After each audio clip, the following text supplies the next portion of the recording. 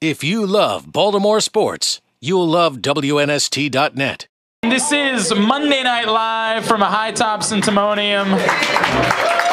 Keep it going for your host, number 51, Mr. Brendan Ayanbadejo. Man, you know, you guys beat the 49ers, you're 8-3, all of a sudden everybody's your best friend, aren't they? Yeah, I mean, as long as you win, the world is a great place, in the football world, you know, so you just keep stacking the wins, and everybody's going to be at High Tops eating lots of good food and cheering loud, and just keep it that way, right? Yeah, right, that's the idea. Very cool stuff. Ladarius Webb will join us in a little bit. You're a very special guest this week. I got to ask you, did it live up to the hype? Everything about Thursday night and everything that went into it, Thanksgiving and the Harbaugh thing and the playing a team on national TV, NFL Network, did it all live up to the hype? Was it as good as it looked like it was to us watching on TV? I mean, to me it did. You know, you were playing two teams that had high-powered defenses, right? So you knew it was going to be a defensive ball game. And then, for the most part, both offenses played pretty clean and efficient. There wasn't a lot of scoring. We knew that was going to be the case. Both teams live off of turnovers, and we did a great job of getting a lot of sacks, and we forced them into one turnover. They have the best turnover margin in the NFL overall. So it was a pretty clean game, and for me, it lived up to the hype. But I don't know. What do you guys think? How was the game? Yeah? Sounds like a yes.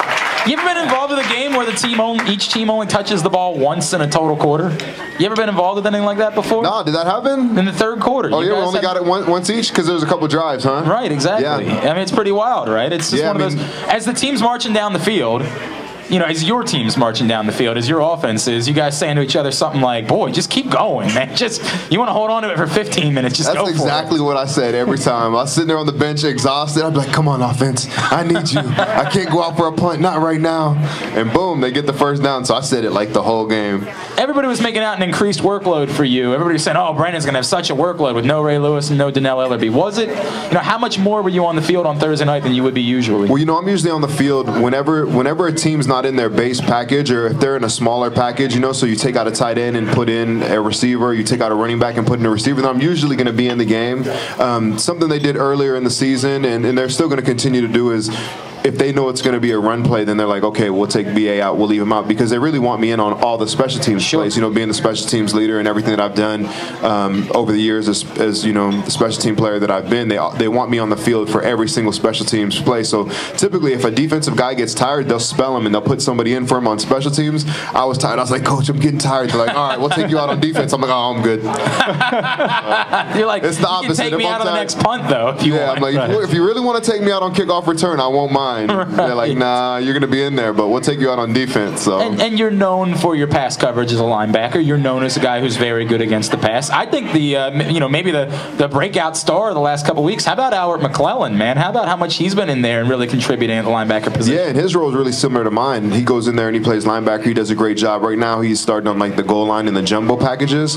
With Ray down, he was actually the person that stepped up for Ray and Ellerbe being down, so he got extra reps at linebacker. And then on special teams, he's doing a really great job as well, and he's our guy. I think he's our leading tackler on the team on special teams, and he's doing a great job out there on the returns of blocking his guys. So he stepped up big. He's having a great year for his it's his second year in the league, but it's his first year actually playing and being an active player. So he's doing a good job for us. BA, tell us a little bit about McClellan. I mean, I'll be honest, I talked to some of my friends who are pretty hardcore Ravens fans, and they had no idea who Albert McClellan was. So tell us a little bit about his progression. I know Harbaugh talked today. I mean, this was a guy at Marshall, played lots of different positions, nose tackle, even on a couple special alignments, and just played all over the field. But what does it say for this guy that after 5 or 6 weeks playing inside linebacker, he's making the contributions he did Thursday night? Well, you know, Ozzie has a knack for finding guys that are you know, free agent, you know, rookie free agent guys, and you know, Donnell Ellerbe was one, Jameel McClain, and as well Albert. So he's in that same category as those guys. So in the future, you're going to be seeing a lot more of Albert McClellan. So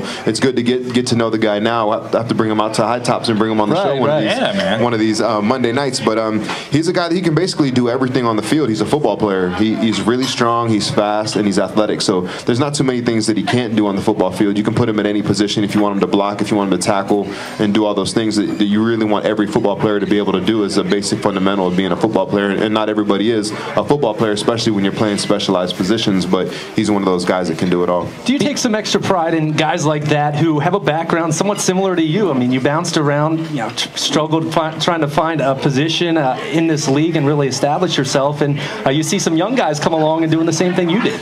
Yeah, well, last year he was kind of down. He wasn't playing, and I pull him aside and be like, what, my first year in the league, I got cut, and I was at home and I was watching. Right. Your first year, you were on practice squad and you're watching, and now this is your second year and you're out there balling. So, it's not that bad. You could have been like me and just sitting at home watching, right. From the other side of the TV screen. But I really wish I would have been a player more of this era.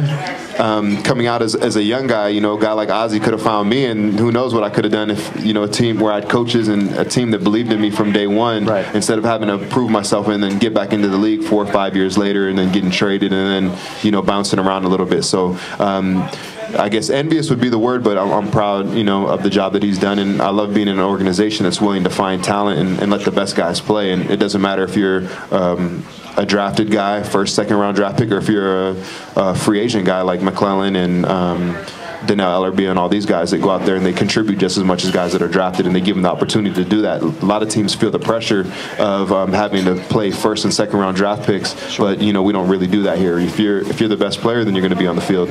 You were the guy I remember seeing on the side of the street that said, "Have muscles, will tackle in special teams. Please give me work." That was you, right?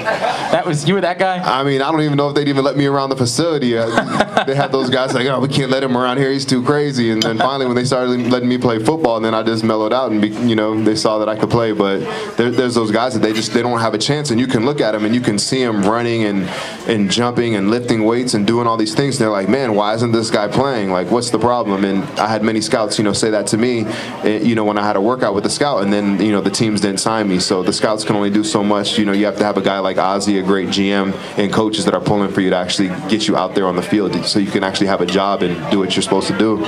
You've told me before that sacks are contagious sometimes, but whoa, this was like getting the cold in a kindergarten class or something like that. Everybody. At one point, I thought they were going to put Joe out on the field on defense so he could go get a sack. I mean, it was crazy. The blood was in the water. It's like there was a frenzy out there. You throw a little piece of meat out there, and all of a sudden, all these sharks, like our defense just showed up like a bunch of sharks. And that's what our D-line does. Once one guy gets a sack, and the next guy's like, "Oh, man, I can't let him go into, right. Can't let him just be the only one getting stats out there." So they just start calling it stat time. And Suggs, of course, that's one of his sayings, ball so hard, university, getting stats. And so he just went out there and he started getting it, and then Haloti, and then Pernell McPhee, and everybody. I think Ladarius might have had one. Zibikowski might have had one. I don't know. You just pull a name out of a hat. The guy probably had a sack. So it was just one of those nights. It felt like, and I think you guys said after the game, it wasn't even that it was like a crazy scheme thing. It was just, see the guy on the other side of me? I'm going to beat his ass, and I'm going to go get the quarterback after that. Yeah, and then, a big thing that people forget about sacks is that the coverage has to be there. So if you're watching the film, we watched all the film today, all the guys were covered. There was like no open windows. There was nowhere to throw the ball. So the quarterback literally had to just tuck the ball and run for his life. And so you have to give credit to Ladarius Webb and all those guys in the secondary that were doing their jobs. And that's what happens. You cover guys, you're going to get sacks. And you saw the quarterback running and pulling the ball down and running. And sometimes he got out of bounds. Sometimes he got sacks. And he even got intentional grounding. Yeah, he's just trying to get rid of the ball. There's nowhere to throw the ball. So it was one of those nights where both ends tied into each other, and you didn't see many big plays in the secondary, and then you saw a lot of sacks up front.